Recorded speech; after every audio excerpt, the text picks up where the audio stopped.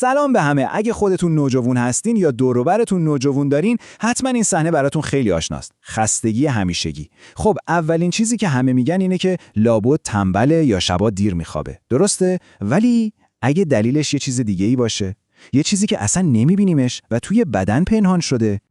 این دقیقاً همون سوال اصلیه نه؟ چرا یه نوجوان که باید پر از انرژی باشه، همش احساس خستگی و بیحالی میکنه؟ ببینید، این فقط یه حس ساده نیست. پشتش یه دلیل کاملا واقعی وجود داره و ما امروز میخوایم با هم این دلیل رو کشف کنیم. خب بریم سراغ بخش اول. احساس خستگی همیشگی. این حس دقیقاً از کجا میاد؟ اگه شما هم درگیرش هستید، اول از همه باید بگم که تنها نیستید. و نکته جالب اینه که جوابش ممکنه خیلی ساده‌تر از اون چیزی باشه که فکرش رو میکنید. پس بیایید همین اول کار اون برچسبای همیشگی مثل تنبلی یا کمخوابی رو بذاریم کنار. چون واقعاً موضوع اینها نیست. مشکل یکم عمیق‌تره. جواب رو نباید توی عادت‌های روزمره دنبالش گشت، بلکه باید توی خود بیولوژی بدنمون پیداش کنیم. خب پس این مقصر پنهان چیه؟ جوابش توی یک کلمه است: کمبودها. بله، به همین سادگی. منظورم کمبودهای تغذیه‌ایه. یعنی اون مواد مهمی که بدن ما برای تولید انرژی لازم داره، ولی خب به اندازه کافی به دستش نمیرسه. و ببینید، این فقط یه حدس و گمان نیستا.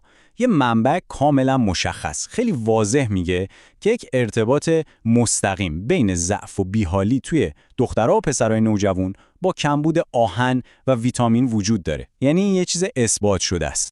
خب حالا این کمبود ریزمغزی‌ها که میگیم اصلا یعنی چی؟ خیلی ساده است. یعنی بدن شما ویتامین‌ها و مواد معدنی حیاتی مثل آهن رو به اندازه کافی دریافت نمی‌کنه. اینها دقیقاً همون چیزهایی هستن که کارخونه تولید انرژی بدن ما رو راه میندازن. یه وقت فکر نکنید این مشکل فقط مخصوص دختراست یا فقط پسرها درگیرش میشن. اصلاً اینطور نیست. منبع ما تأکید میکنه که این کمبودها هم دخترای نوجوان و هم پسرای نوجوان رو تحت تأثیر قرار میده. پس این یه چالش مشترک برای همه است. حالا بریم سراغ بخش سوم: آهن و ویتامین، سوخت بدن. اصلا چرا این دوتا اینقدر مهمن؟ اینجوری بهش فکر کنید. بدن ما مثل یه ماشین مسابقه‌ایه. آهن و ویتامین ها هم حکم بنزین سوپر رو براش دارن. بدون این سوخت بهترین ماشینم از جاش تکون نمیخوره. تفاوتش از زمین تا آسمونه. وقتی بدن سوخت کافی داشته باشه، شما پر از انرژی، قوی و متمرکز هستین. اما وقتی کمبود داشته باشه چی؟ نتیجهش میشه بیحالی، ضعف و انگار که انرژیتون کاملا تخلیه شده. تفاوت بین این دو حالت واقعا همه چیزه. حالا چرا این قضیه دقیقاً توی سن نوجوانی انقدر خودشو نشون میده؟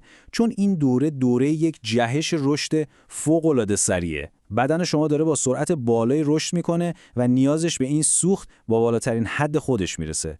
برای همین کوچکترین کمبودی اثرش رو چند برابر نشون میده. خب با دونستن همه اینها حالا باید چیکار کنیم؟ میرسیم به مهمترین بخش: آگاهی، اولین قدم به سمت سلامتی. کلید ماجرا اینه که بفهمیم این خستگی همیشگی یه زنگ خطر یا یه پیام از طرف بدن ماست. پیامی که باید جدی بگیریمش. رسیدن به این آگاهی هم فقط 2 قدم ساده داره. قدم اول، به نشانه هایی که بدنتون بهتون میده توجه کنید. این خستگی رو سرسری نگیرید. و قدم دوم، اهمیت این ریزمغذی ها رو درک کنید.